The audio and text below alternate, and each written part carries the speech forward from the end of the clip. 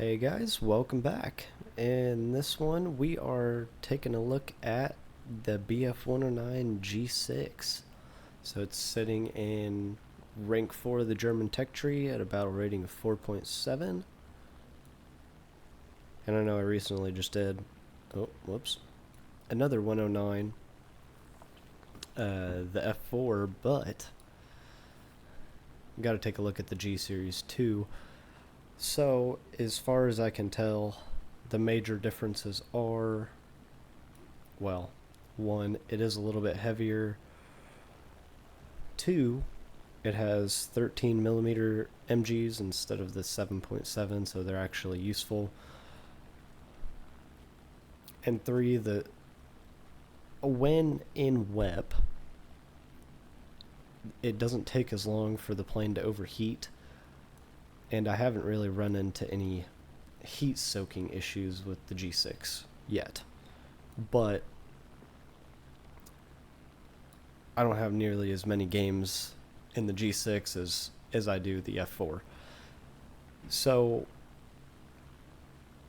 I'm doing another live commentary, and I have not been having very good games today, unfortunately, and this is a pretty small match.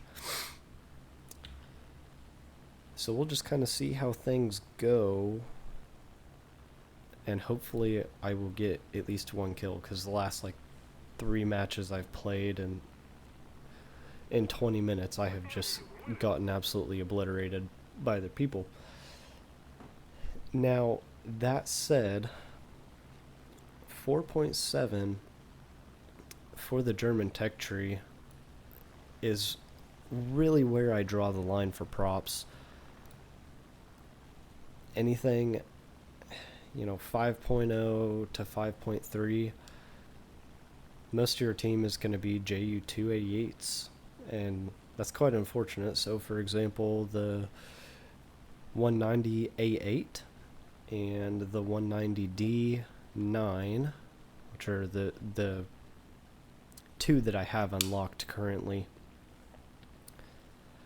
it seems like I'm always getting thrown into a battle, and it's 6v6, and 4 of my teammates are in JU 288Cs, and it's not one of those big old mixed battles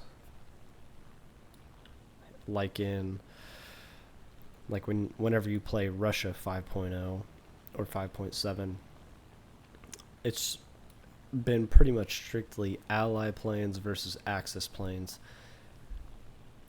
Now, what I seem to constantly run into, especially when flying the 109K, is the hit.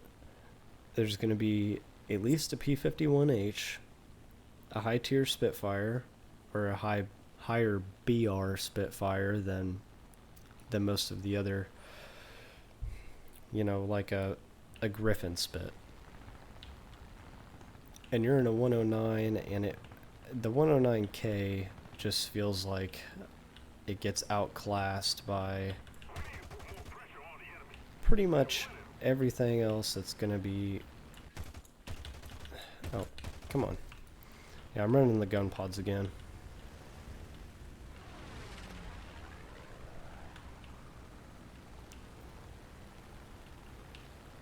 That guy almost reversed me. But I'm gonna try and get on his 6.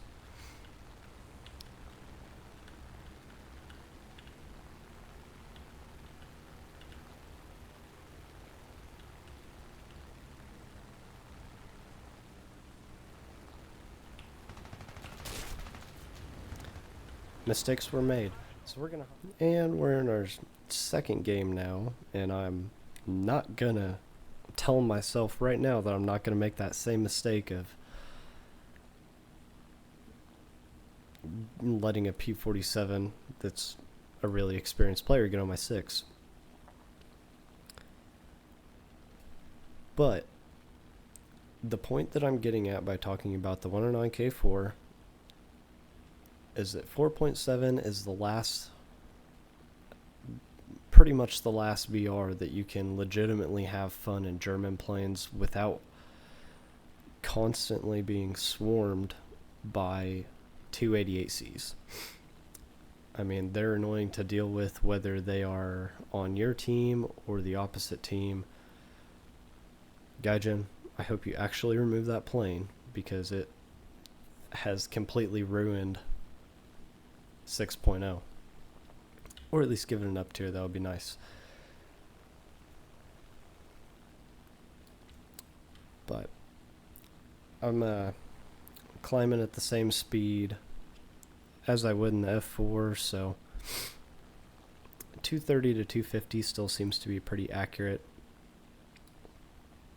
And the G6 definitely doesn't turn as well with the F4. And it seems like, to me, the gun pods, actually harm its performance a little bit. As far as roll rate, I thought that was an XP50 for some reason. But as far as roll rate and just general turning goes, I do feel like on this variant, it does affect it.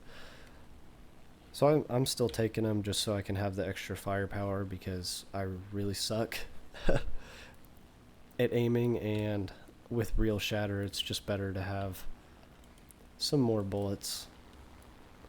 But it is still a pretty viable plane without the gun pods. The 13s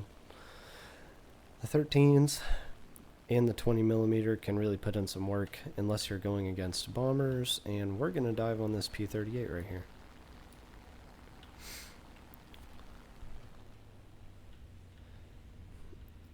But like I said, I just, this is the last 109 that I really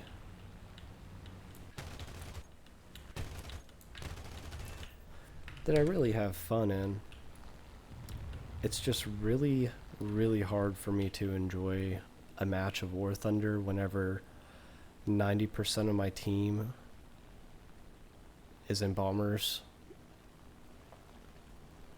and there's one other fighter with me, and we're both in 190s.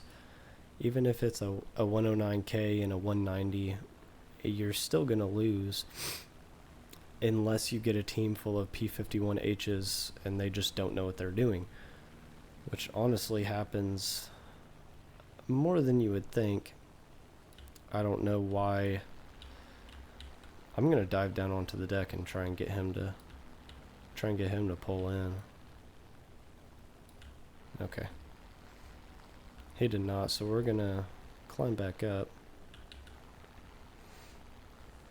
Try and stay high and wait for that B-26 to get away from the airfield, and we might be able to take him out if I can aim. Like I said, it has not been a great War Thunder day for me. So, unfortunately, this video is probably going to be pretty boring for most of you to watch. But, I mean, we are like 8 to 12 minutes into the game, and it's not really running into the heat-soaking issues that the F4 would. So that makes me think that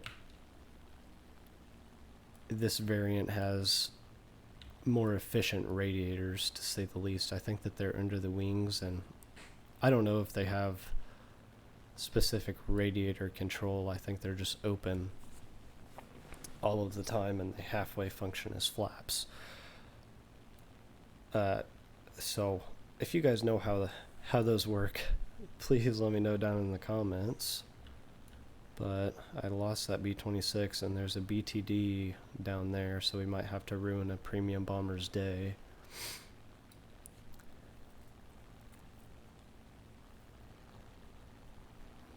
But it's kind of hard for me to know what to do about the XP55, just because it's such a rare plane to see in War Thunder. I mean, I know it can turn pretty good, but that's about it. I know it's a pusher too, so if you hit it in the back, the engine's probably going to get damaged. But the XP55 is just one of those planes like the 109Z that you just don't really see it that often, so maybe once I get partnered I'll get a test drive from Gaijin or something like that. So it looks like that BTD took off and the B-26 is still nowhere to be seen. It's probably just running away to their second airfield right there, I would bet. But it kind of seems like... Nope. There he is. But it seems like War Thunder right now is kind of getting plagued by bots that just go and bomb bases and then fly into your airfield and die. I watched a video that Ash made on it, and I thought that he touched on it pretty well. But that's just something else. Most of those 288Cs are bots. And most of the time when I encounter one, I'll kindly suggest to them in the chat that they should go back to the hangar. Still chasing down this XP-55. Also, if you guys can hear my mouse clicking, I switched back to my HyperX, so it's kind of... It's a little bit loud.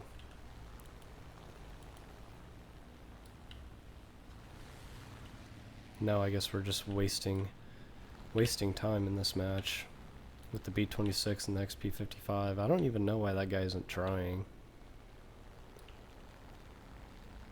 There's just been zero effort out of him. He didn't even commit to that dive. And he's gonna camp the airfield.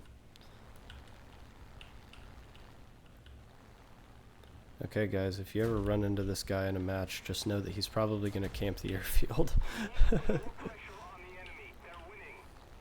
Just a forewarning to all of you guys watching at the moment.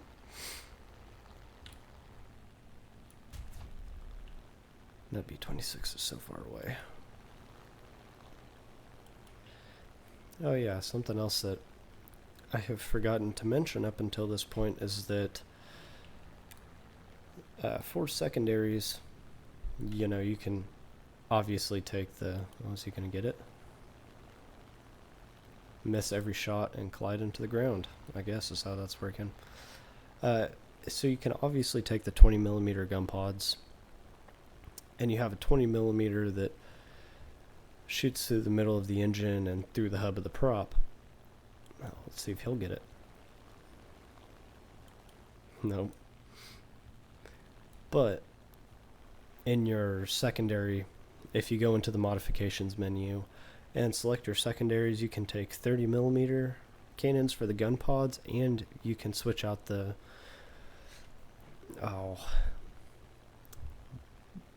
central cannon, that's what we'll call it.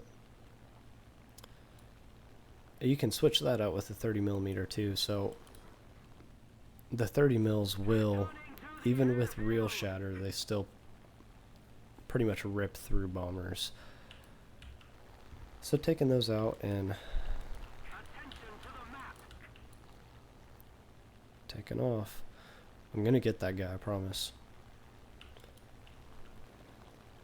Okay, not taking off.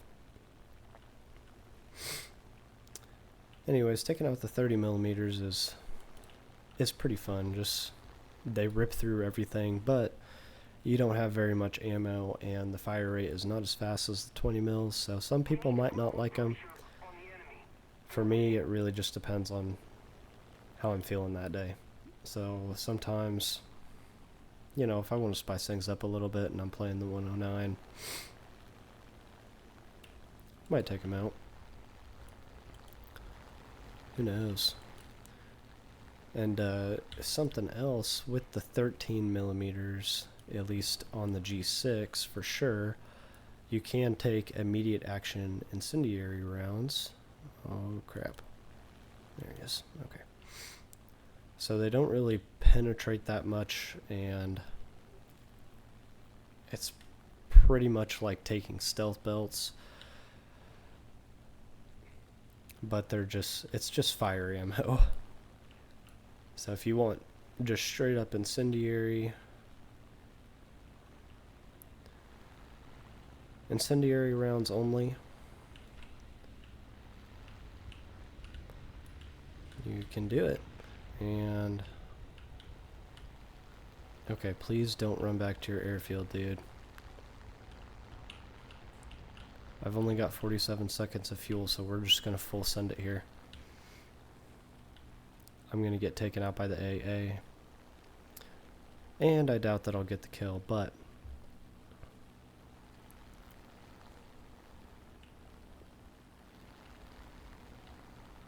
I'm gonna do it because I can.